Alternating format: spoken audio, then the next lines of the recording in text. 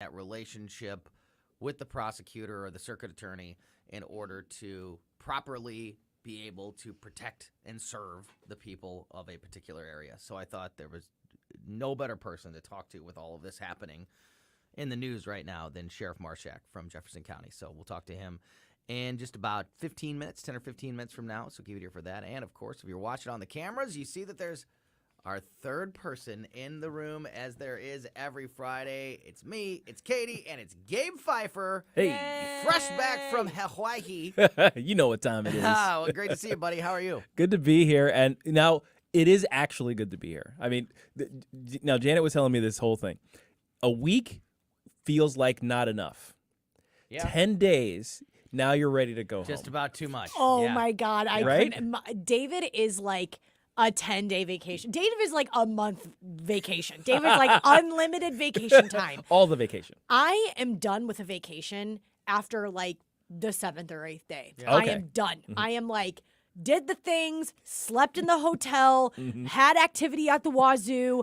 Time for me to go home. Ready to go. Yeah. I mean, there is that point. There's that sweet spot. You gotta. Yeah, I guess you have to find your own. do. For us, it's basically that 10 days. Yeah. The 7 day, like we flew in on Sunday and we had, my goodness, that's a long plane ride. And going there, you actually gain 4 hours, so your day is extra long. Oh my gosh. So it's like I've been on a plane, but it's 2 p.m. So Yeah. I need to go do something. I'm in Hawaii. Yes. So and we fell asleep at like 7:30. As you should. As you should, as one does. In paradise. But if we had to fly home that following Sunday, it was like, oh, that's we missed too everything. soon. We missed Yeah. it. It's like we didn't get to do the thing and the other thing and the other. But we got a couple extra days after that, and it was like, okay, this is Yeah. it. We okay, get it. now we're done. Now it's right. Now we're ready to get back to real life. And yes, it is a transition that must be made. But I really appreciate being back with you guys. I missed you guys. We And missed you. and I missed you, audience. I really did. Yes. I love you guys. I'm the worst to myself internally when it comes to vacations.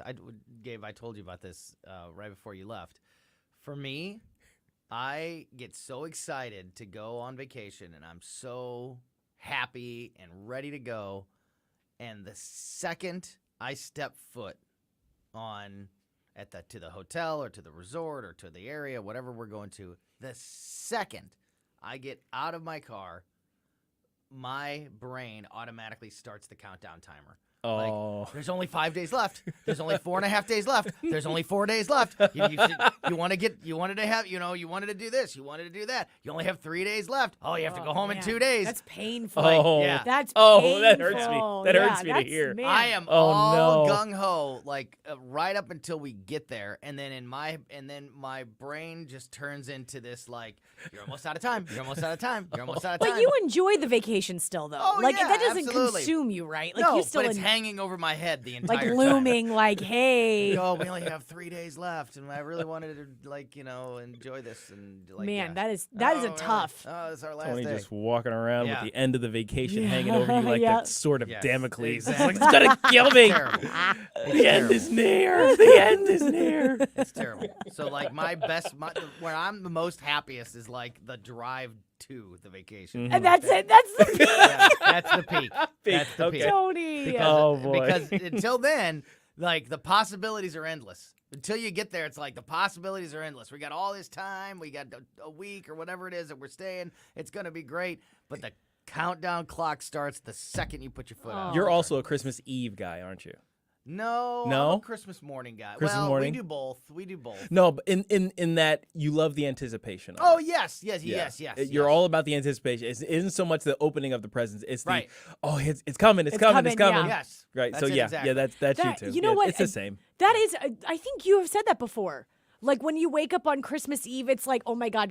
Or maybe Yeah. it was Mark Close. Someone said it was great. like Christmas morning. You wake up and you're like, Christmas, like It's over. it's over. How did this happen? It's like, over. open your eyes. Christmas is over. Oh no. It's over. That breaks my heart. Yeah, it over. certainly does. Yep. That's We only got a couple more That's hours Tony. towards the end of Christmas. That's our Tony. That's what it's like to be me. So when you're still not sleeping. right, exactly. So as I mentioned, we will get into this with Sheriff Dave Marshak here in a few minutes, but I did want to touch base with you guys about the latest revolving around Kim Gardner. Of course, Missouri Attorney General Andrew Bailey has filed a motion officially to remove Kim Gardner from office, and Gardner has responded. As we reported yesterday, Bailey gave Gardner a deadline of noon yesterday to resign, or he would begin removal proceedings. He began those proceedings at 12:01. Yep. He literally he said you have until noon on Thursday, and at 12:01 he started filing the paperwork to get this removal process underway. He was not playing. I love the fact that he gave her till high noon. Like in my head, it's like, like he's in the back there. He's ready. He's like, that coward ain't coming out. Exactly. So he went in the getter. So I think we all. I don't think we need to go over everything again, but obviously this is all in response to the young lady from Tennessee who was visiting St. Louis to play volleyball and was in an accident that lost her legs, and the guy who was responsible for the accident, his name is Daniel Riley, and he was out on bond from charges related to an armed robbery and had been put on house arrest and given a GPS monitor. He violated his house arrest 51 times, but a written motion was never filed to revoke his bond. So in response to the Attorney General's attempts to remove her from office, Gardner claimed that her office made oral arguments to the judge in an effort to put tighter restrictions on Riley, but she claims those requests were either denied or ignored. She also said her office requested a hearing in January to discuss Riley's bond, but that hearing never happened. She said, quote, "My office cannot force a judge to revoke bond for a defendant."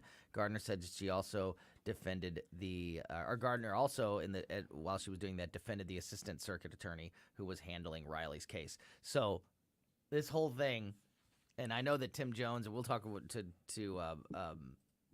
Sheriff Marshak about this too, and I know that Tim Jones and Chris Arps have some opinions on this. Tim Jones, being a lawyer, also knows how this works.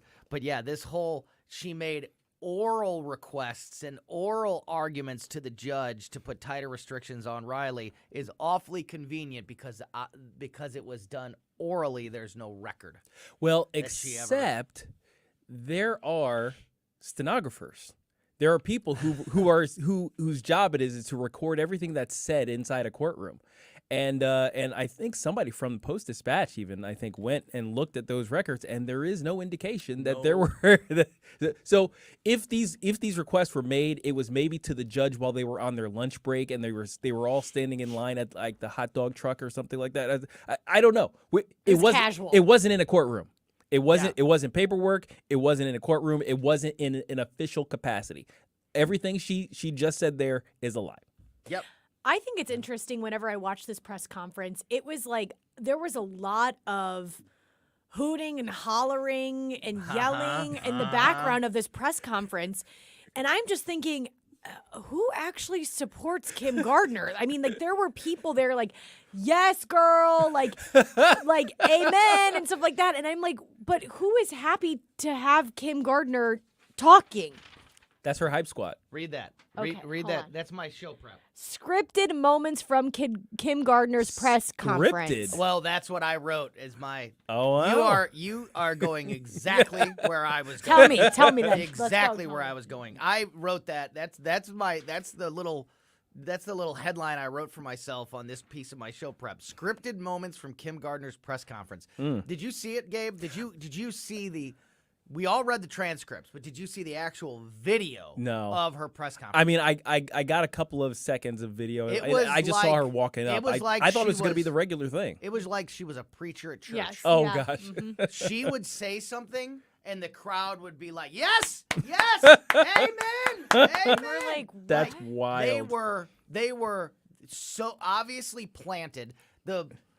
The circuit attorney's office said that these were just voters, that these were just regular people in the public that were supporting her. Of course. So, for example, here's a couple of the questions that were shouted at Kimberly Gardner during this. Okay.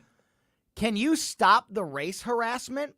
What do you have to stop the racist people from harassing you and intimidating you? And it still comes from not the federal government, but we know we have no friends in Jefferson City. That was a question. A question, like gigantic posed air to quotes. her My goodness. from somebody in the crowd. What do you have to stop the racist people from harassing and intimidating you? Wow. So just setting her Okay. up to be All a right. complete victim. Another person at the press conference asked this. How is it that the media organizations who are responsible for researching these cases before they get on the news and start spewing facts got this so wrong? Since the judge was responsible for the bond, which ultimately set the young man free who injured the young lady. So, that's not a question. No. That is a statement of trying to protect or defend Kimberly Gardner. Yeah. These were so obviously Yes. and it's planted it's people. actually wrong too. But Right. that's a whole other story. Oh my Right. gosh. I didn't realize. I mean, I knew it was a bad. Show. I didn't realize it was was that bad. It My was goodness. a show. And it wasn't anything like whatever I listened to it. I think the press conference was. I only got to listen to maybe 5 minutes of it, but the 5 minutes that I heard was her explaining her side of the story, how she actually did have that oral what Tony just said is what I heard. Right. But even throughout her explaining like her side, she was just like, and this is the judge's issue. And everyone's like, yes, queen, judge, it was the judge. I'm like, It there was. was nothing to even be excited about. She was just like, and that's whenever I realized It was out literally of my like going to hands. church. It was. I mean, that's what it reminded. That's what that was. That's the vibe. closest thing, That's the the vibe. comparison that I can give. But to it. That's how we do church, Katie. I don't know. How you do church. well, I'm Catholic, That's so how that we- is not how we do That's church. how- That's how A we lot do- of kneeling and That's standing. how no. That's how we do church. But what makes Not a, what makes like And the amens. whole thing just I think it All right, okay. It doesn't lend a lot of credibility to Kim Gardner when things like that are happening in a very professional press conference where your job is really in jeopardy and on the line. Whenever I was listening to this and seeing this, I'm like, this doesn't seem like a professional setting because, like, it doesn't seem like, Kim, you're taking this seriously as you should. Because you brought your people and you brought your plants in to hype you up and to give you that Those were just validation. Residents. Those are just residents. Yeah, But- just voters. No matter Yeah, who voters. they were, Yeah. it's like this is supposed to be a very serious issue, and you're making it not serious Yeah. by having all of these distractions happen while you're trying to speak to the people that you need to be speaking to. Yeah. Yep. And that's not even to say that the greater issue is bigger than just this one case. This one case, I think, is kind of like the straw that broke the camel's back sort of situation. It's not as though it's a one-off and now everybody's attacking her for this one-off situation that isn't under her control. That's the way she's casting it. No, this is basically the cherry on top of the crap sandwich that she's created through her office in the city of St. Louis. There's so much as a matter of neglect coming out of her office. They are not going after the backlogs. There are officers whose names are on these cases that she won't take simply by decree. So there are people who are walking just because they won't show up to court to try these cases. Why was this guy on bond at all? If you are a violent felon, you should stay in jail. Yep. You know what I mean? It's like Yep. if you are credibly accused of doing something violent, 51 violations. and then there's that. And then there's the violations on top. It's like, well, okay, so let's say for some reason they St. wanted Louis to is a give this great- guy the benefit of the doubt. St. Louis is a great place to be a criminal. That's the answer. Absolutely. That's the answer to your question. St. Louis is a great place to be a criminal. I think somebody said if you murder somebody in the city of St. Louis, you have a 1 in 4 chance of getting convicted. Wow. That's probably about right. That's probably exactly right. So we'll continue this conversation with Sheriff Dave Marshak in just a couple of minutes. I want to get to a couple more things here real quick before we talk to the sheriff. Switching to the 2024 presidential election, a couple of announcements have been made. Senator Joe Manchin has officially said that he is not going to run for president in the 2024 election cycle. That would have been super interesting if Joe Manchin would have thrown his hat in the ring, but he announced yesterday, I am not running for president of the United States. He said this during a radio interview. The two-term senator and former governor of the state wouldn't say, however, if he had decided to run for re-election to keep his seat in the U.S. Senate, as Republicans eye his seat as a top target to flip in the 2024 election cycle. So Joe Manchin is out, and Joe Biden is still not in, but everybody around him is saying that he's in. Today, the First Lady, Jill Biden, told the Associated Press this morning that her husband, the president, is, quote, pretty much ready to announce his re-election campaign. Okay, pretty much. She was speaking during her current trip. She's in Africa right now, and she was in Nairobi and said, quote, he says he's not done. The First Lady told the AP, he's not finished what he started, and that's what's important. He's pretty much ready to announce. How many times does he have to say it for you to believe it? 101. She said, so she chastised the reporters for asking the question, how many times does he have to say it for you to believe it? Here's the thing, Jill, he hasn't said it. He hasn't said it. You've said it. Karine Jean-Pierre has said it. Other people say it. Other people have said it. He has never said it. No, not himself. He's never said. He has said,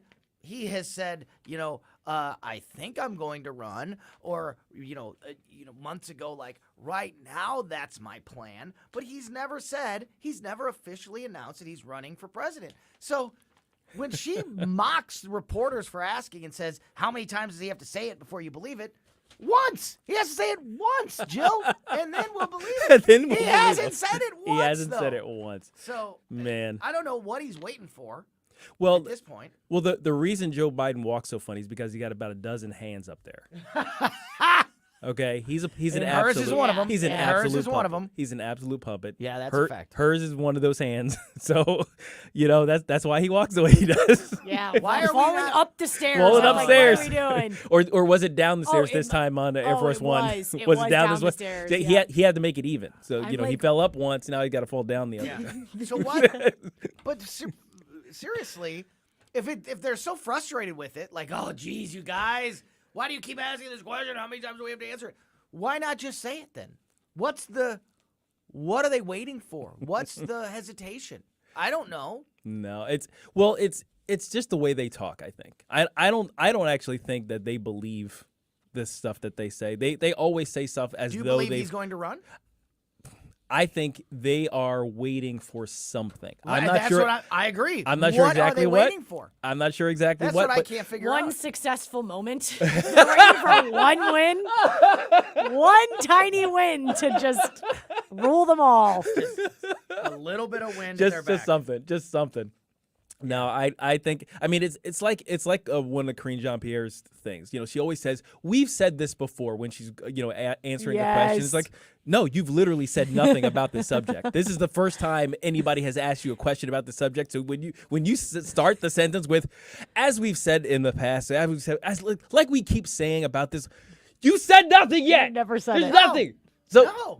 I think that's just part of the way this administration communicates. They Yeah, always want to pretend as though they've got everything under control. They've already talked about everything. I don't know why you're asking questions, you dummy. Yeah, just trust us. But the longer they go, not officially making the statement, the more it's going to seem suspicious and be questioned. Mm-hmm. So I don't know why they don't just, if it's so obvious, Jill, why not just make that announcement?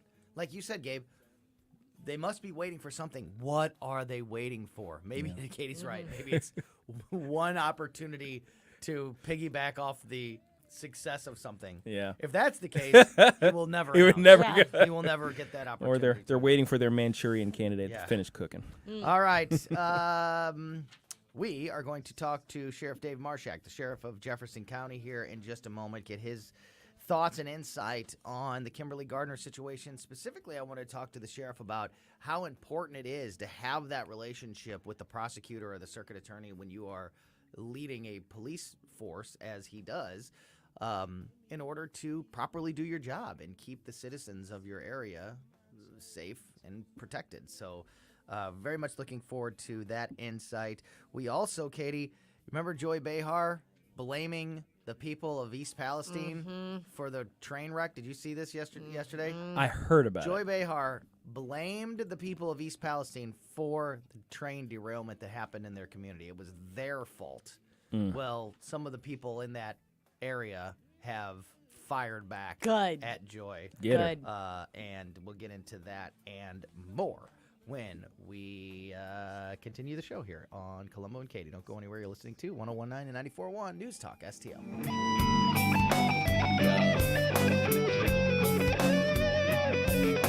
The news and talk that matters to St. Louis. Michigan State University. Mass shooting. I am running for president. News, analysis, opinion. The bills they're filling us with every single day, it makes me sick to my stomach. News Talk STL. Springtime in St. Louis, and if you hate to paint, do what your neighbor Mr. Rob Miller from Harvesttown Auto Body in St. Peters did. He called Rhino Shield. Rob, what was the thought process for going with Rhino Shield as a business owner? My family's business is over 10,000 square feet, and it did not have the curb appeal I wanted. Rob, tell everyone how the experience was with Rhino Shield from start to finish. The process that I liked was when you came out, you gave me all of these options that would fit my building. Our building was really faded. I don't want to have to paint my building again. 25 years is a long time to not have to worry about the outside maintenance of your building as far as paint. That's a no-brainer. That's why Rhino Shield worked for me. Are your neighbors jealous? I would be if I was them. Thanks, Rob. Now it's time to call 877-25-RHINO. 877-25-RHINO or 877-25rhino.com. Genius. No paint, don't Rhino. Go Rhino Shield. Never paint your house again. Rhino Shield. Have you been floored? Not until you've gone to Michael's Flooring Outlet. They've been a locally owned and operated family business for more than 28 years. You want variety? Michael's has carpet, hardwood, laminate, ceramic tile, luxury vinyl, natural stone, and many other options. Save money and get quality at Michael's. Plus, your installation will be done right the first time when you hire the experts at Michael's. You can shop in store at one of their 3 convenient locations or shop from home. Check out everything that Michael's has to offer at igotfloored.com. Larry Connors, USA. Well, source matters a lot. That would mean the director of National Intel is either lying himself or he's not that intelligent. Larry Connors. Or both. Weeknights at 6 on News Talk STL.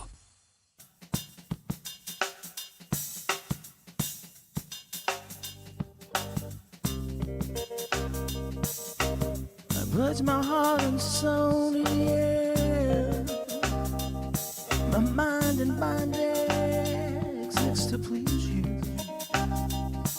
Welcome back to Colombo and Katie on 101.9 and 94.1 News Talk STL. I am Tony Colombo. My partner is Katie Fitzpatrick. Also in studio with us is Gabe Pfeiffer from the Mike Ferguson in the Morning Show. You can hear Gabe with Mike and Stel Babe every day, starting at 5:30 in the freaking morning here on News Talk STL. Yes, sir. And Gabe is always here with us on Friday afternoons, helping us wrap up the week. And as I mentioned, joining us now on the phone, once again, back on the show with us, very happy to talk to the Sheriff of Jefferson County. Sheriff Dave Marshak is back with us today. Wanted to get the Sheriff's insight, very unique insight on some of these things that are happening with Kimberly Gardner in the city of St. Louis. So, Sheriff, as always, really appreciate your time this afternoon. How are you? Hey, it's great to be with you. I hope you are all doing well. Yeah, thank you. Back at you.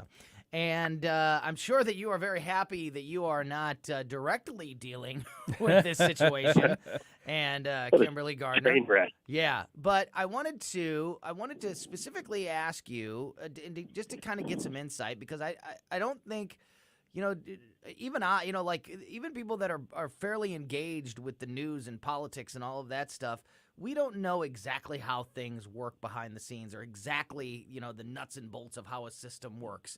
So I wanted to ask you, at least maybe get the Cliff Notes version or the version for dummies, on how important it is for a police department and the leaders of a police force to have a good relationship with a circuit attorney or a prosecutor in order to make the whole system work and keep people of a particular area safe. Because whatever that's supposed to be, I don't think is happening in the city of St. Louis.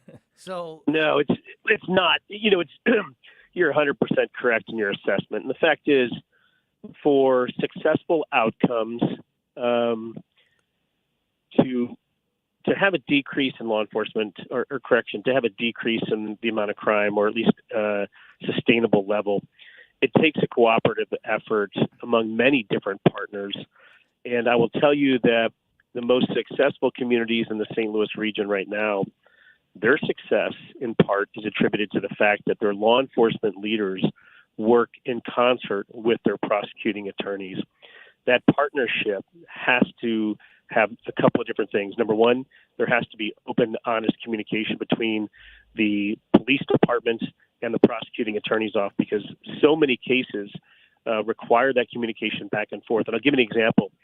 If I submit a case over to our prosecuting attorney and it's lacking a piece of evidence that is critical for them to move forward and prosecute on, there needs to be that communication back to our office to say, hey, we need additional investigation regarding this, or we're missing this piece of evidence. If I have this piece of evidence, then I can prove, this means this, and we can move forward on this case. And so as a result, based on their communication and recommendation, because ultimately they are the ones deciding whether they're going to move forward on these cases or not, then it's up to our office to follow through, to do the additional investigation, to make sure that case is ready to be prosecuted. Without that open, honest communication, without that teamwork, it is not possible to successfully prosecute criminals and get our victims justice. It just does not work. So in layman's terms, it's absolutely critical for that communication and that partnership to be on the same page. And that's exactly how I thought it worked, and that's great insight, and it just adds to the frustration because, as we've talked about, this tragedy, and it is a horrible tragedy, what happened to this young lady who was traveling to our area to play volleyball, to get in this accident of somebody who shouldn't even have been out on the road to begin with. It's terrible, but it's also just one of thousands. This has been an issue. This has been an ongoing issue with Kimberly Gardner that people that have been paying attention have known about for months and years, but now it's finally broken through to a level where it's making national news. So I wanted to just ask you, because we know this has happened. We've seen the documents. We know that this happens, that the city police department in literally hundreds of cases over the years have turned in the case with the evidence and everything, and like the example that you just used. However, it doesn't have any holes. They have everything they need. They have all the evidence. They have all the proof. Here's the person who did it. Here's, we have the proof that they did it. And yet, still many times in the city of St. Louis, that person never gets charged, never gets prosecuted, never held accountable for their crimes. Have you ever experienced anything like that in your career? Because I would imagine that would be absolutely maddening as a law enforcement officer. No. Listen, the only time, look, this is a new phenomenon, right? I mean, we're seeing progressive prosecutors that have taken it upon themselves to right what they have historically seen as racial injustice or wrongs. And as a result, to create, a more equitable society, they have chosen to not prosecute criminals.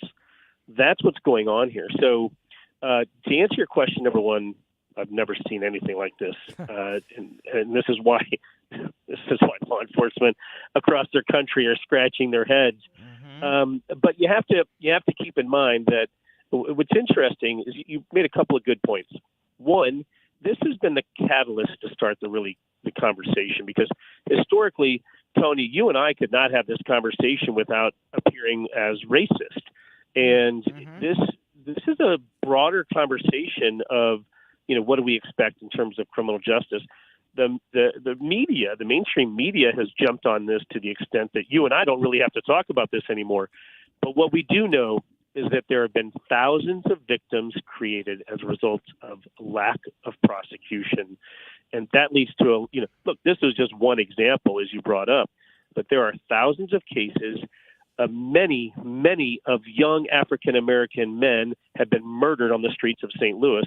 But if you go back in time and you say, look, we can prosecute and get these people off the street, these kids would be alive today. So I think it begs for a larger discussion about what do we want from our prosecutors, what do we want in terms of criminal justice to make sure our streets are safe. And Sheriff, just to continue to kind of open up the curtain and explain to people how the repercussions of something like this, the effects, the impact that it can have. Before we let you go, talk about the impact that has on the morale of a police department when they know that even if they catch somebody in the act and have all the evidence and proof, that criminal that they just risked their life to apprehend still may just be walking on the street. That's right. What kind 100%. of impact does that have throughout the force?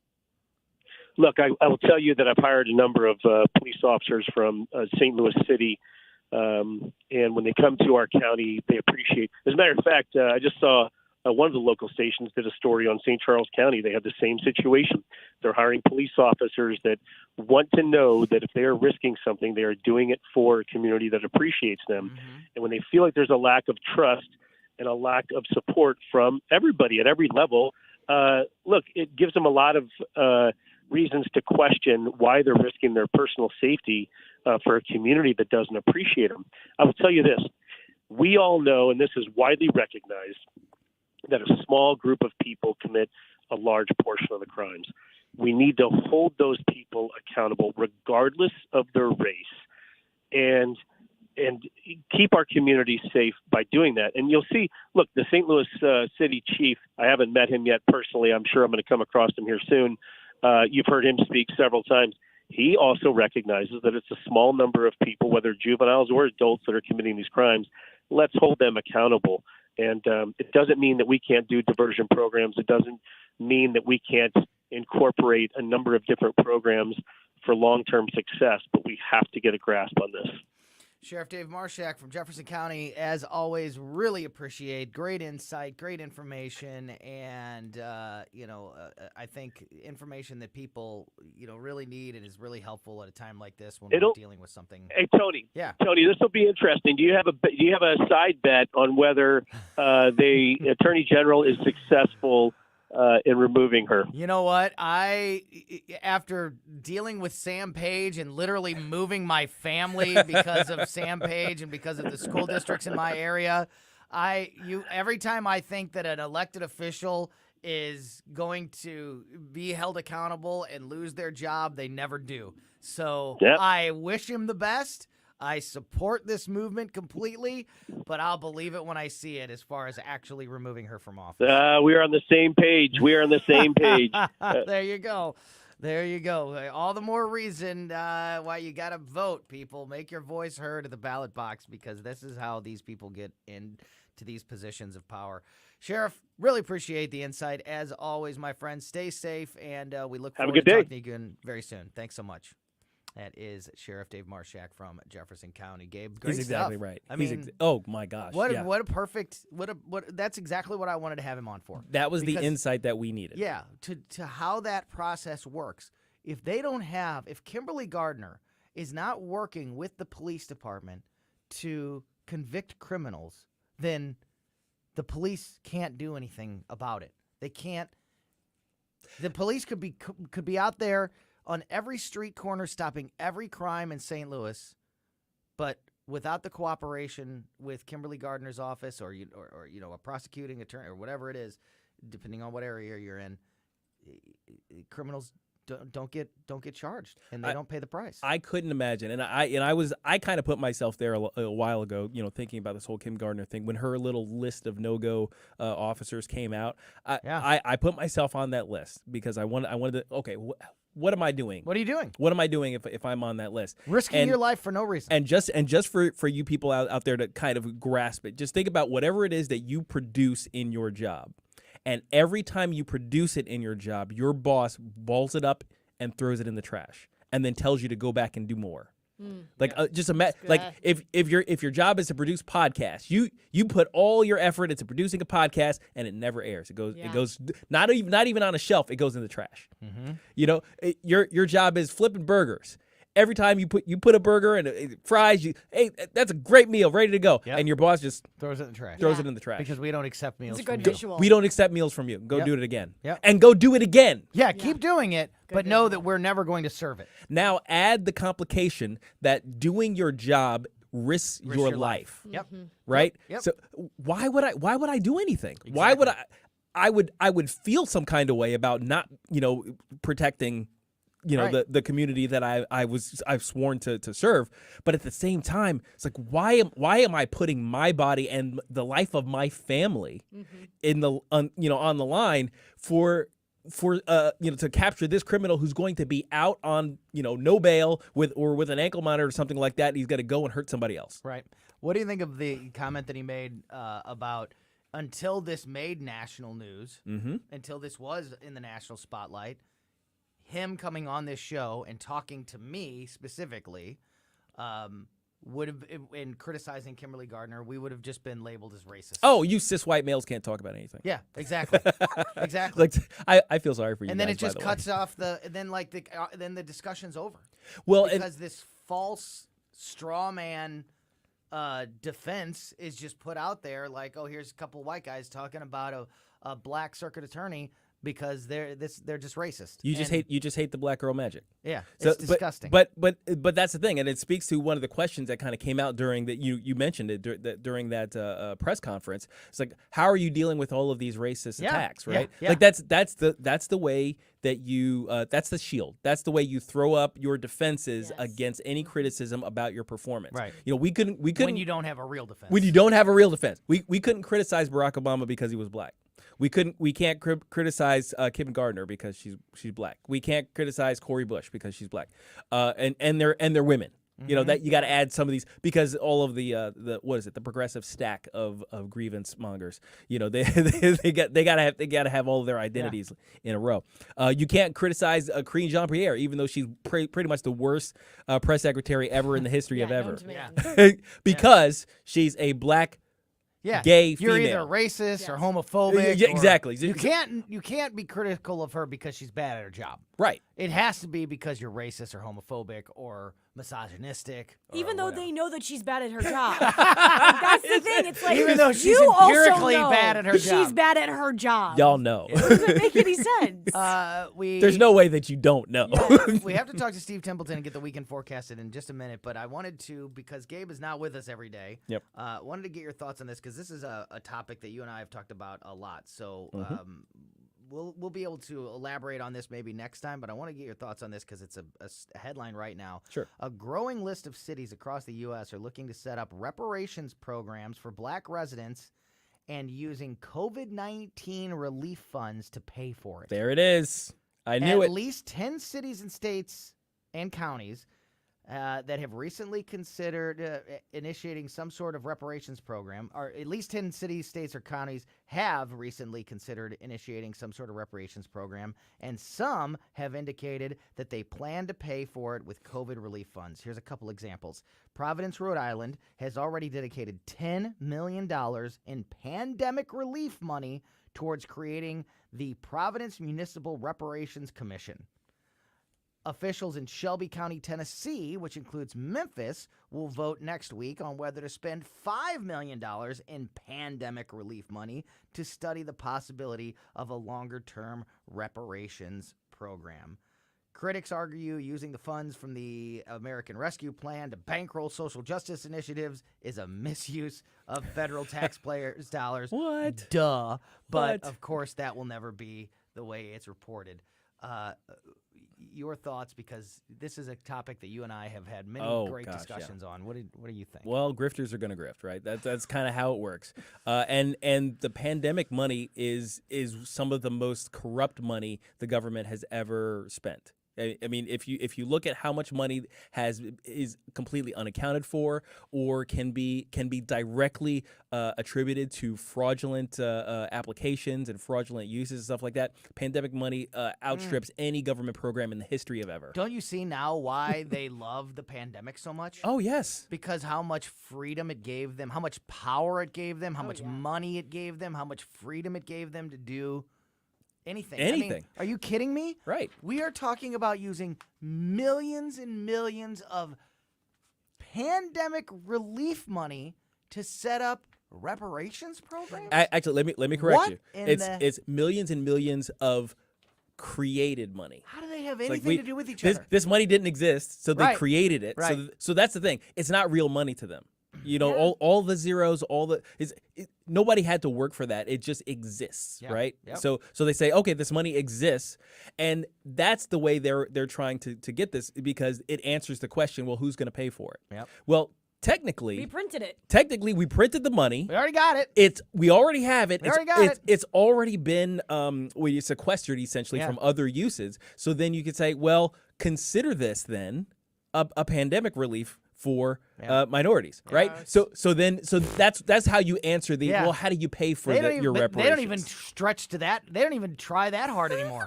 They just say we're going to do it. We're They gonna don't do even it. try to make excuses for it. No, anymore. no. Of course, they're just going to do it. That is Gabe Pfeiffer from the Mike Ferguson in the Morning Show. Of course, you can hear Gabe every morning here on News Talk STL starting at 5:30 a.m. with Mike Ferguson and producer Stell. And, of course, you can also follow Gabe on his YouTube channel. St. John the Philosopher on YouTube is a great follow, so I recommend that you do it. Thanks, as always, for putting a little overtime with us today. Have a great weekend, buddy. Thanks, you guys. See ya. God bless. Back at you. All right, we are going to get the weekend forecast, as we do every Friday afternoon, from Steve Templeton, chief meteorologist over at Channel 4. He will be with us momentarily on Colombo and Katie on 101.9 and 94.1 News Talk STL. Now, could you just do free speech is alive and well in America. Thanks for taking my call. Right here. You know what's going on? Have a great awakening. You see through the smoke screen. It's cool to be woke. News Talk STL. Until it's not. News, analysis, opinion. iHelp is the immigrant home English learning program here in St. Louis that helps empower immigrant families by providing individualized, in-home English language education and tools for the effective navigation of our community. iHelp connects volunteer teachers with adult immigrant and refugee learners in our community to develop English and life skills. To learn more or to volunteer as a tutor, visit ihelpstl.org. That's ihelpstl.org. There's only one unforgivable crime in America today, and that's standing up against the left. This is Mark McCloskey, proud to join the News Talk STL team, and I plan on committing that crime every chance I get on the air and every day of our lives. And I encourage all of the listeners and all the people of America to stand up against the left, to reclaim our freedoms, and we're going to do it on this radio station and throughout the country. Mark McCloskey on fire. Join me on this quest to preserve our freedoms and make sure this government works for us. Sundays at 5 on News Talk STL. School choice is an idea whose time has come. It's flourishing in many states, just not in Missouri. Take charter schools, a great alternative for parents whose kids may be trapped in a failing school district. But charter schools are currently only available to families in just 3 of 520 school districts: Kansas City, the city of St. Louis, and Normandy. Open enrollment allows students to enroll in a district other than the one in which they live. It's important because rural schools may not offer all the advanced classes larger districts do. Open enrollment does exist in Missouri, but participation is highly restricted. And the Empowerment Scholarship Account, or ESA program, needs to be expanded so many more parents of students with disabilities and low-income students can access it. Charter schools, open enrollment, ESAs. If they're good for some children, they should be good for all children. Check out our 2023 blueprint, Moving Missouri Forward, at showmeinstitute.org. The Show Me Minute has been brought to you by Show Me Institute and Show Me Opportunity.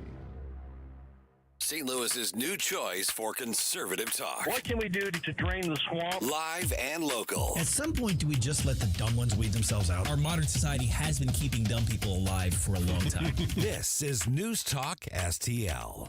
Steve Templeton's Weekend Forecast, brought to you by Connor Roofing. You can count on Connor for all your roofing needs. Visit ConnorRoofing.com. That's CONNER roofing.com.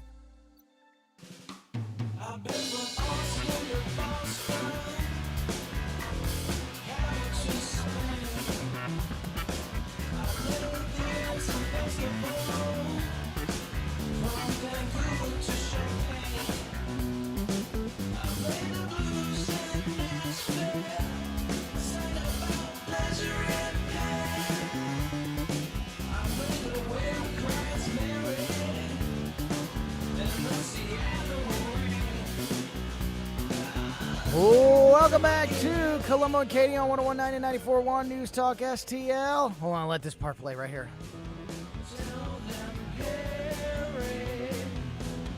That's my name. It's a Perry Woods Friday, as it always is on a Friday here on Colombo and Katie as we celebrate local music. Great stuff there from Perry Woods. Support local music every chance you get. Man, that was never more on display than last weekend when we were out at Diamond Music Hall for the Queen Tribute Show, sponsored by Weber Chevrolet. It was a great night. Before that, the Sting and Peter Gabriel shows. There's a lot of cool live local music happening in our area right now that you can go out and check out. All right. It is that time of the week where everybody snuggles in and listens very intently to see if it's going to be a good weekend or a bad weekend. As our buddy Steve Templeton, chief meteorologist over at Channel 4, joins us on a Friday afternoon to give us the weekend forecast. Steve, as always, thanks for your time, buddy. How are you? Thank you, Tony and Katie. I'm doing good. And I think we've got a pretty good weekend. All right. You've been on a roll, dude. Right. You've been on a roll, so. We really have. This may not be as nice as previous weekends, but I think when it's said and done, you'll look back and say, that wasn't bad. That was pretty good. We're going to warm up. That's first of all. So we're going to warm up Saturday. Before we get there, we do have a chance for some spotty light rain showers late evening and overnight, thinking about 10 o'clock to 2 a.m. is the time to watch in St. Louis. And temperatures will be in the 30s, but above freezing, so it should just be rain. There may be some sleet in the mix, those little ice pellets that would melt when they hit the ground, so no road impacts. But you might have a little spotty light rain or sleet late evening and overnight. Otherwise, dry by daybreak, low of 33, 54 for the afternoon high. That's not bad. Nice little warm up. Mostly sunny to start, turning partly cloudy later in the day and eventually cloudy in the evening, but your evening activities are dry. Sunday has a 50% chance of rain. You know, some of the forecasts are meager, like spotty rain showers, and others are a little more widespread. So we don't have the confidence on how widespread this is going to be. But if we do get widespread rain, it will be light rain at that. So cloudy, chance for a few showers on Sunday, and warmer, a high of 59 degrees. Hey. There is something I want to tell you about, though, after the weekend, because this is going to have a big impact on Monday morning. We have rain and some thunderstorms. Could see a strong storm right now. There's not a whole lot of storm fuel. The thing I want you to know about, though, is we could have some real strong non-storm wind gusts over 45 miles per hour. So that could impact your Monday, blowing things around quite a bit. Yeah, no kidding. Yeah, the wind can always it usually is the culprit when it comes to damage and things like that, especially this time of year when there's maybe some dead tree branches, hanging around on trees and things like that, getting that. Mother Nature's way of pruning, right? Yeah, you're exactly right. So good to know and something to keep an eye out on Monday morning for. And I was wanted to just say this out loud because it's absolutely mind-boggling to me. Next week is March. Yay! That is encouraging. Yeah. Went by fast. I can't believe it. I feel like that we got away, that we pulled a fast one on Mother Nature and had a pretty decent winter. I mean, we had our moments. I mean, we had frozen pipes flooding the building, and you guys had that too. So it wasn't like wasn't like there wasn't some extreme cold. But by and large, I thought that so far we've kind of gotten away with one this year. Do you feel it that way? Yeah, definitely. I mean, easy winter with the exception of that period right around Christmas, which is such a distant memory now that we probably don't remember that. So pretty easy. And I was adding up the numbers of this February and kind of looking at my forecast and like putting it all together and then seeing where would we land as far as warmest February. And potentially, at least, if my forecast is all right, we're probably talking a top 5, maybe 4th warmest February on record. Amazing. Wow. That's awesome. Yeah. Man, I hope that holds, and I hope we continue to get warm, dry weather as we get into March. And we're just a few weeks away from daylight savings time, too. I think that happens on the 12th or something like that. Yeah. It's right around there, if I'm not mistaken. I'll have to look it up. But yeah, that's only a few weeks away till we get the sun back in the afternoon, and man, let's go. I feel like we're about ready to turn a corner, so it's great stuff. Yeah. Steve, really appreciate your time. As always, Steve Templeton, Chief Meteorologist over at Channel 4 for all the information on the weekend forecast and, of course, all the updates from your team every day here at News Talk STL. We really appreciate it. And have a great weekend, my friend. It's my pleasure. Take care, guys. That is great stuff, as always, from Steve Templeton from over there at Channel 4. We did skirt out on this winter. We did. We had a good winter. For real. I just keep waiting for the Me pessimist in too. me keeps waiting for the other shoe to drop. Yes. But we'll see. All right. We have some Friday fun time to get to. We will have some fun to wrap up your week with a little Friday fun time. Also want to give you that story about the folks in East Palestine, Ohio, who are fighting back against people like Joy Behar, who are blaming them, the residents, for the train derailment. Unbelievable. We'll talk about it in just a second on 101.9 and 94.1 News Talk STL. News Talk STL is proud to have Doug Voss of Safe Money Radio as part of our lineup each week. Doug has been a staple on St. Louis radio for many years as one of the leading financial experts in the area. You can hear Doug and Safe Money Radio 3 times every weekend on News Talk STL. But in case you miss anything, you can check it all out at DougVossSafeMoneyRadio.com. What else do our listeners need to know, Doug?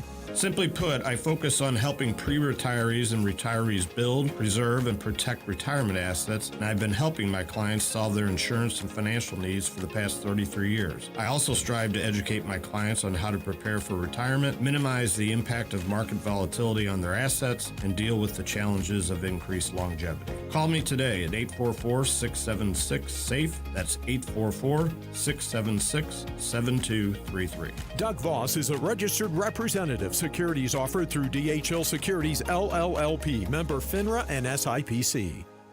Hey, it's Tim Jones. You need an event space that people will talk about later and forever? View 17 in Brentwood is that place.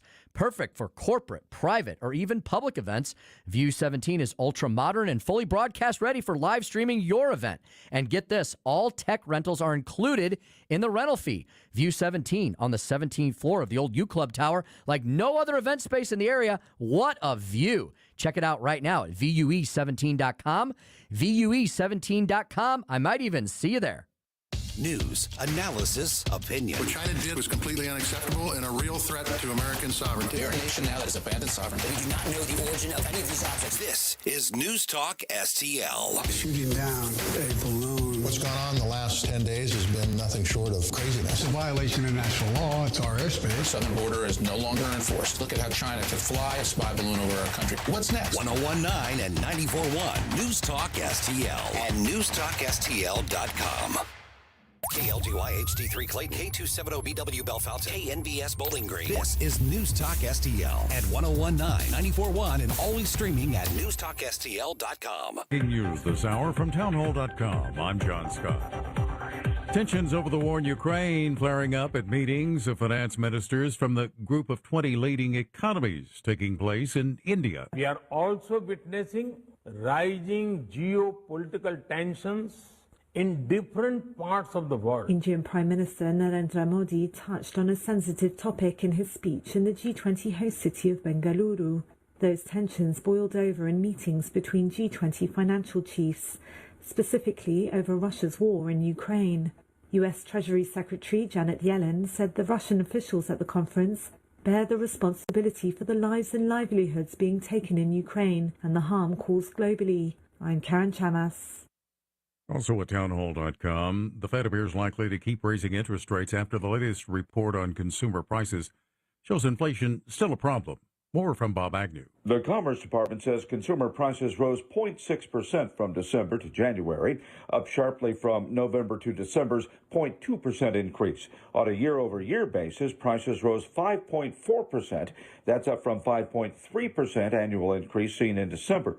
The report also showed consumer spending rose 1.8% last month compared to December after falling the previous month. Since March of last year, the Fed has attacked inflation by raising its key interest rate 8 times, a trend many analysts fear will now continue.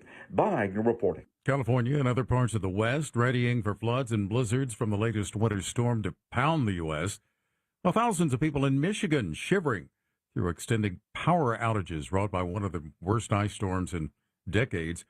The Weather Service issuing rare blizzard warnings for Southern California mountain areas.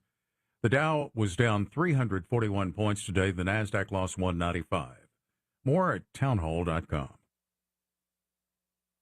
Relief factor, pain relief that's natural, pain relief that works, and pain relief that attacks the source of the pain. That's the experience of tens of thousands of Americans who are taking Relief Factor right now. See their incredible video endorsements at relieffactor.com and then order your 3-week quick starter pack for just $19.95. That's less than $1 a day. Find out if it can work for you like it works for me by ordering your 3-week quick starter pack today. relieffactor.com, relieffactor.com. Be the next success story. Angie's List is now Angie, and we've heard a lot of theories about why. I thought it was an eco move. Fewer words, less paper.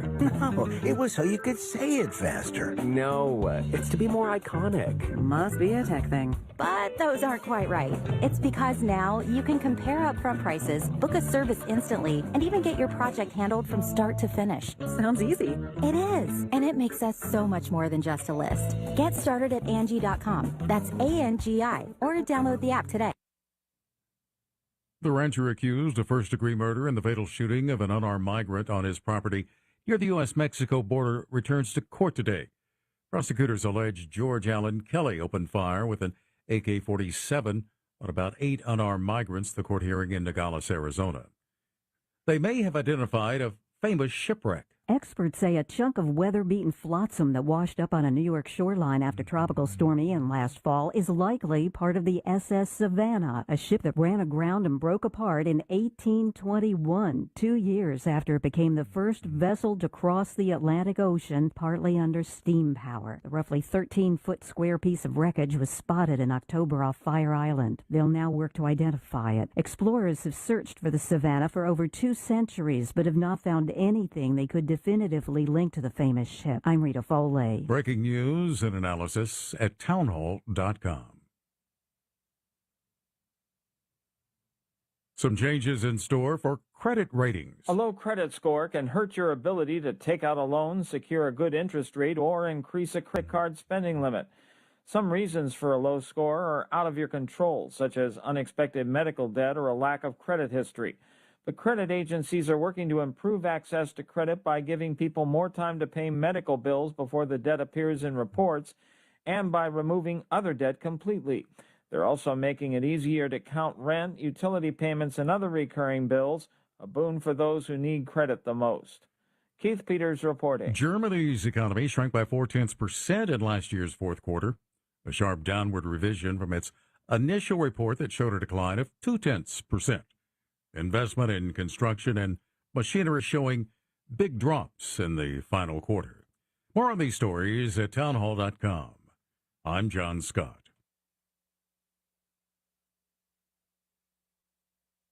From the Michaels Flooring Outlet Weather Center.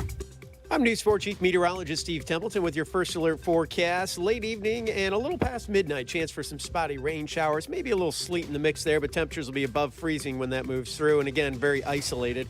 And then in the morning, we're dry, low down to 33 degrees. A little warmer day Saturday, a high of 54, partly cloudy skies, a nice Saturday. Sunday is a 50% chance for some scattered rain showers, a high of 60 degrees. Then we'll get into some heavier rain and some thunderstorms early on Monday morning. That's the latest first alert forecast. I'm News 4 Chief Meteorologist Steve Templeton. Subscribe and watch your favorite News Talk STL shows. Mike Ferguson in the morning, The Vic Porcelli Show, Colombo and Katie, Jones and Arps. Webcam streaming on Facebook, Twitter, Rumble. Subscribe and watch News Talk STL.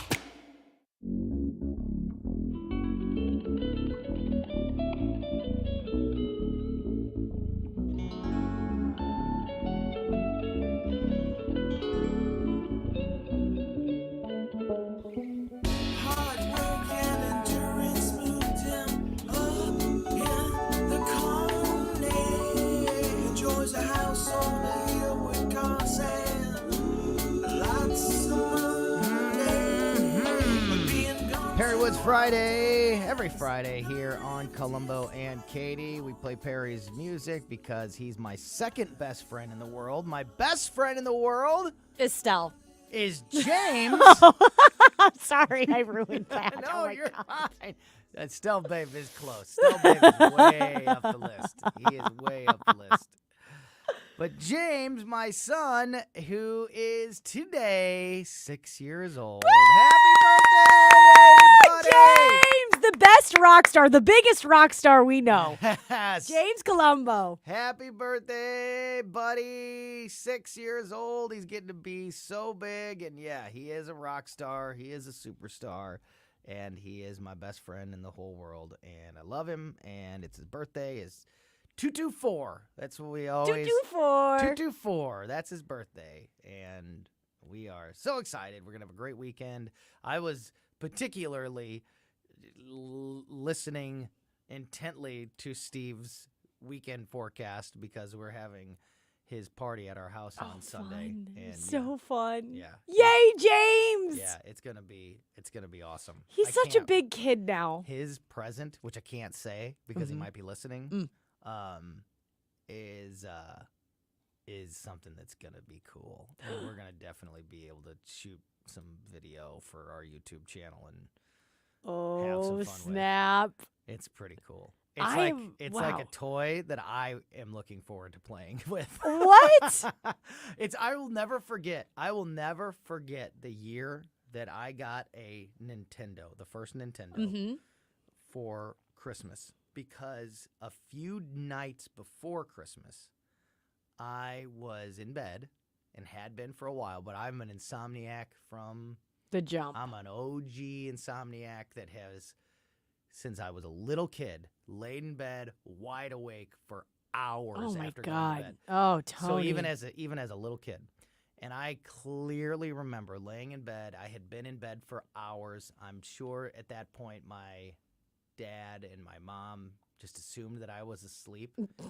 And I hear from the living room the sound of Mario Brothers.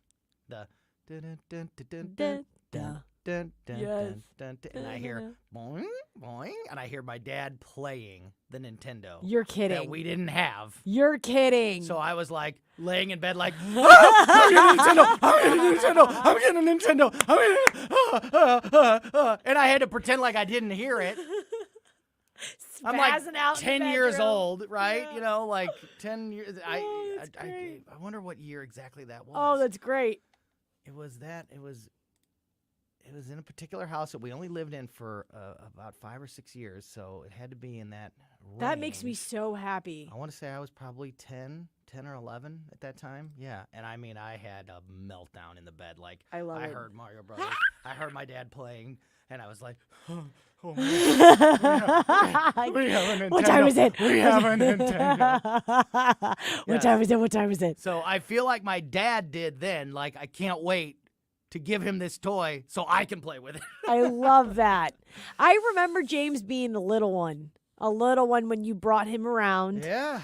It's He's so my baby. insane because I don't even think you and I really knew each other for real whenever he was 6 really years young. ago? Yeah. I mean, we worked together, but Right. you and I didn't work Yeah, together. it wasn't like this. It wasn't like this. But I remember little James. Oh, yeah. And I'm like, I remember too. do you? He's a Do big you and boy. Christine remember? He's a big boy. He is. Now he's a big He's a baby. rock star. He's the number He one is a rock star. He is. Happy birthday. He's a superstar, and he's 6, and happy birthday, buddy. Can't wait to play with your toy. Can't wait for you to unwrap that bad boy. All right, we're going to have a little Friday fun time here to close out the week in just a moment, but I did want to, and this is actually kind of fun, even though it's real news. A woman who lives near the Ohio train derailment has a message for Joy Behar, and it's pretty much shut the F up.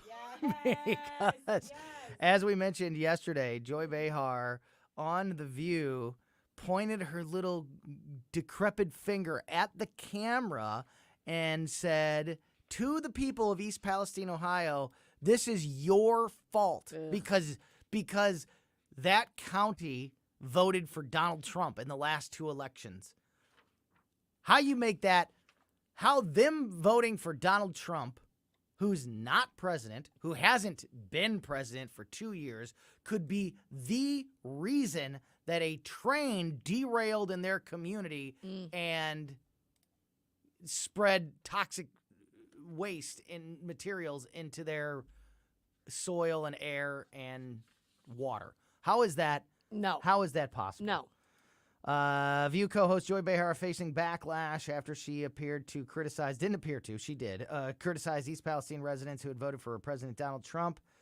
Ashley Bennett, who lives in Pennsylvania, very near the derailment site, said Trump often takes the brunt of liberal criticism, but maintained this crisis is not political. So this resident was doing an interview earlier today, and she said, quote, "It's not time to play politics. These people are real American people. They have names. Their children have names. Their pets have names. I think that we need to set politics aside, and we really need to get the help in here for the people that need it."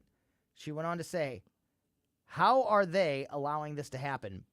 Basically, the people at the network talking about The View. Like, how do you let Joy Behar go on television? That's what she's talking about. How are they allowing this to happen? Mm-hmm. I don't know how long they're going to keep letting her get away with insensitive comments. It just goes to show you that she thinks that she is better than everyone else, especially people in the heartland in the middle of America. Yep. Well said, Miss Bennett. Ashley Bennett, who lives near the train derailment site. That's exactly what it is. It is elitism. And does Joy Behar really think that when she points that finger and blames them that she's winning anybody over? That somehow those people in East Palestine are going to say, you know what, Joy's right, and we're going to flip the script and we're going to believe what this and that. We're going to vote differently. She did not do any services to herself by saying something as ridiculous and horrible as what she said. I mean, she didn't change anyone's mind.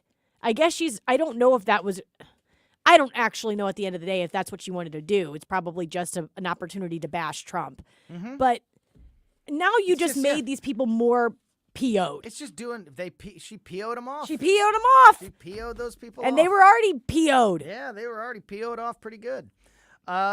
Speaking of The View, as we switch into family fun time, Friday fun time. It can be family fun time, It too. can be Family that, too. Friday fun time. We typically criticize The View for their terrible political takes, but apparently they're just bad interviewers across the board.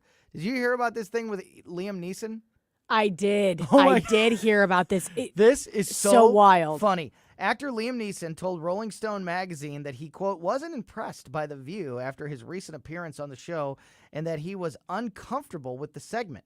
Neeson said that he was looking forward to the interview while watching the show in his dressing room because the hosts were talking about gun violence in America, and he added that he agreed with the hosts that this is a, quote, American problem. Whatever, Liam, but this is not the point. He says, quote, I go on stage and join the ladies during the break, and I was congratulating them on this discussion. And then our segment starts, and it's just all this BS with Joy Behar and Liam Neeson having a crush. I've known Whoopi for years and Joy a little bit, but I just wasn't impressed. I'm uncomfortable in those situations, you know. One of the ladies, Sunny Hostin, is a prosecutor, and we had a little chat afterwards, and it was really good, intelligent conversation. But the segment was all about this 13, 14-year-old crush that was just embarrassing. Yeah. During the segment, Sunny Hostin told Neeson on the air that Joy Behar would believe anything he says because she thinks he is the hottest and greatest ever. Then the show played several clips on the air while they're supposed to be interviewing Liam Neeson of Joy Behar saying things like she would like to have her ashes sprinkled over Liam Neeson, and those those kidnapping movies get me so aroused. I can't even begin to tell you. Why would you think to say something like that before? This was before he came out, right? This is while he's sitting there. That is disgusting. If a man did that to a woman, fired. Yeah. If a man did that to a woman, exit, cue to the left, fired. Yes. But for Joy Behar to think that it's exceptional That and is okay. such a great point. I wasn't even thinking about it that way. It's Well, yeah, you're exactly right, though. That's exactly what I thought of whenever I heard this. Yeah.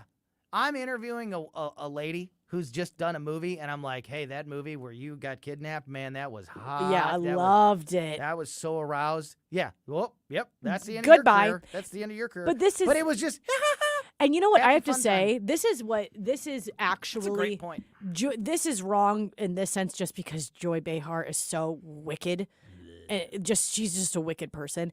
But this is actually something in society that happens often. Like women get away with being like saying things about men and sexualizing men, and I don't understand why that happens. Women, it's like a cutesy thing. Like they try to pull it off as a cutesy thing when women sexualize and harass might be a little bit of a too harsh of a term, but that's kind of what she was doing. If that's okay, if it's okay to like openly flirt like that, if you're thinking like, well, it is harmless, and then it should be okay either way.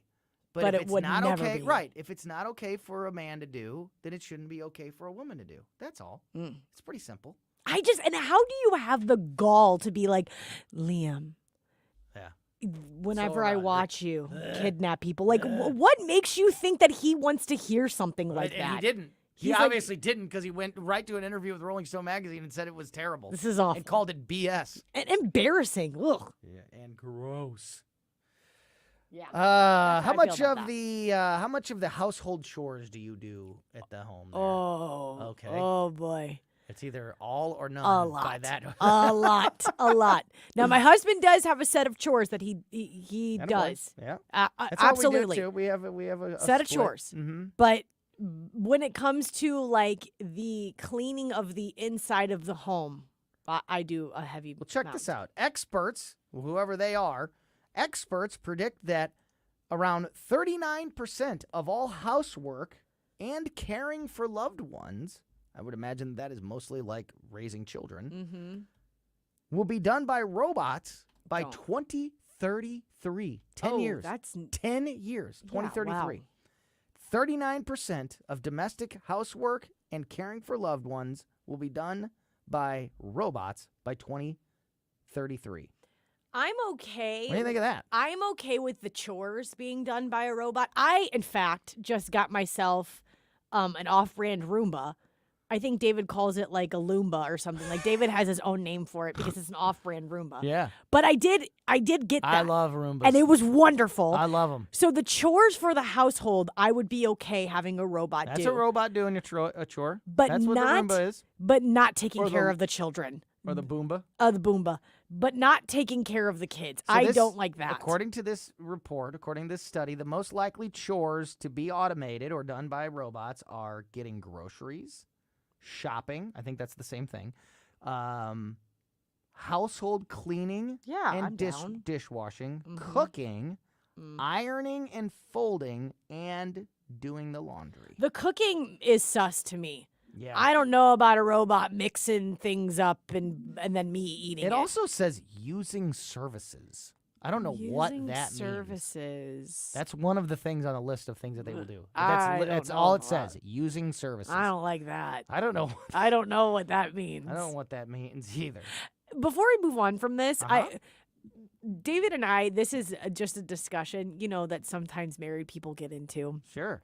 And maybe this is a little bit too. I'm opening up the Pandora's box too much. Here we go. But when you have those discussions about like, well, I did the dishes, and then the husband's like, well, I mowed the lawn. And then you're like, well, I mopped. Yeah. And then they're like, I fixed the mailbox. Right. It's crazy that, it's a total married couple debate. It's a total married couple conversation. But you don't know where to put those things on the list. Like, there is no... we have no problem putting them on the list. But, like, what is the trump card? Like, what is the trump? My wife, like, if my wife was a man, she would be the most sexist man alive. because she literally says, that's a boy job. I agree with that, She'll though. say, like, like this whatever job around the house, like cutting the grass. Like, I'm not going to cut the grass. That's a boy job. Yes. But she will say, like, I will clean the bathroom because that's a girl job. Yep. This is her, not me. And she's, and it's black and white in her mind. Like, hey, my car needs an oil change. If I were to say, because I've tried it before, all you got to do is drive it up to Jiffy Lube and they'll take care of it. Her answer will be, that's a boy job. I love it, though. That's I a love boy that. Job. That's not a girl job. That's a boy job. You get into those And conversations. she's right. I mean, she's right, and at least for us. Well, and that's what I think, like, there's got to be there there is no equivalent to, who did more, who did less, because the amount of work that each person does for that chore to be done is going to be different. But if you can come to the compromise of being like, yeah, I'll go get the oil changed because I know that you just did all the laundry. She'll let that car sit there. She'll let that car go 6 months without taking the 10-minute trip up to Jiffy Lube because it's a freaking boy job. And she stands by the principles. Yep. I love that. Yep, that's it, exactly. So it doesn't have to be that difficult, people, but unfortunately. But ain't no robot taking care of the kids. I'm sorry, I draw the line there. No robot taking care of the kids. Do you dip your French fries in milkshake? Are you one of those people? Oh, only at Wendy's. Wendy's is the only place I do that at. Well, I wish we had more time in the show so I could because it's a unfold Frosty. this. The Frosty. Interesting. Okay, so you Mr. Eye Roll. So you like? No, I just want to know. Just very interesting that it's only at Wendy's. So you like that taste of French fry dipped in a milkshake? Yes. Mm-hmm. Would you like the milkshake to taste like French fries? Because that is happening at Brooklyn's Van Leeuwen Ice Cream. The same people that recently made mac and cheese ice cream, no thank you, has teamed up with the Idaho Potato Commission and are now selling for a limited edition ice cream flavor called Malted Milkshake and Fries. So the ice cream tastes like the combination of French fries and I think milkshake. half the intrigue for that combination is you taking the crispy, salty French fry and you dipping it. I think part of that experience of why you like it is because there's a process to it. Yes. And that, there are two distinct things happening at once. Mm-hmm. And when you combine those into one milkshake, it takes away all of that. Couldn't agree more. I'm going to read this story super fast because we got to go, but this is the best way to end the show and end the week that I could come up with. Washington, D.C. is currently experiencing a juvenile carjacking problem. There's a woman in one neighborhood that is really well known, an old lady in this D.C. neighborhood that has the nickname Grandma. And last Friday, she was on her way to chemotherapy. So think about this, an old woman driving to chemotherapy that everybody in the neighborhood knows as Grandma. A 15-year-old boy approached her car and attempted to carjack her. He demanded her keys, saying that he had a gun, but Grandma said she didn't care and said, quote, "Baby, you better shoot me because you're not taking my car." He then grabbed her hand and they started fighting. She said, quote, He pushed me to the door and I got up and grabbed him and was hitting his butt. I was hitting him and fighting him and said, "You're not going to take my car, youngin." Grandma called for help. Neighbors came running out of their house, and they kicked this kid's ass. No way. To defend Grandma? To defend Grandma. That's amazing. That is a story to end the week on. Go, Grandma. Yes. Keep it right here because Tim Jones and Chris Arps have a great show coming up for you. They are going to talk to Missouri Attorney General Andrew Bailey. What a great conversation with everything happening with Kimberly Gardner right now, so don't go anywhere. They're going to be talking to the new AG in just a moment. Colombo and Katie will be back at 2 o'clock on Monday. In the meantime, make sure you're subscribed to the Colombo and Katie podcast on your favorite podcast platform, and have a wonderful weekend. Happy birthday, James. I will see you in just a little bit, and keep it right here for Tim Jones and Chris Arps. Thank you so much for listening to us and supporting us here at 101.9 and 94.1 News Talk STL. St. Louis's place to talk. The American people have further lost faith in our governmental institutions. People can decide what they want and how they want to live. News Talk STL. News, analysis, opinion. This is Larry Connor's commentary on News Talk STL. So the fight is on. The Missouri Attorney General filing to kick Kim Gardner out of the prosecutor's office. He'd given her an ultimatum. She could resign. She refused, saying, "The people elected me. I'm going to stay here." All of this involves a tragedy initiated by a 21-year-old waiting to go to court on an armed robbery case from 2020. But he was out on bond. He was required to wear a GPS and he violated house arrest dozens of times, and nobody picked him up and put him behind bars. But Gardner insists we did everything. We 3 different times asked the judge to do something, but we were either ignored or denied, and we can't make a judge do something. Well, there's no evidence, written evidence, that she ever filed such information with a judge. None. She says, well, they can be done orally. So I guess that's what she did. In the midst of all of this, there's a 17-year-old who is here from Tennessee with her family. And when that car crash happened, caused by the guy that should have been behind bars, she lost both legs. Pray for her. For more, listen to the Larry Connors USA Daily Report tonight at 6 on News Talk STL. It's hard to find a car you like, but here's an easier way. AckermanToyota.com. In a flash, you're going to see new and pre-owned. You can quickly select which model you want, price, colors, options, get details on financing, lifetime oil changes, lifetime engine warranty. Just click AckermanToyota.com. AckermanToyota.com. Ackerman Toyota at Hampton, just north of Interstate 44. Ackerman Toyota for life. There is a great story about how John Beal Roofing got started. I encourage you to read it at their website, John Beal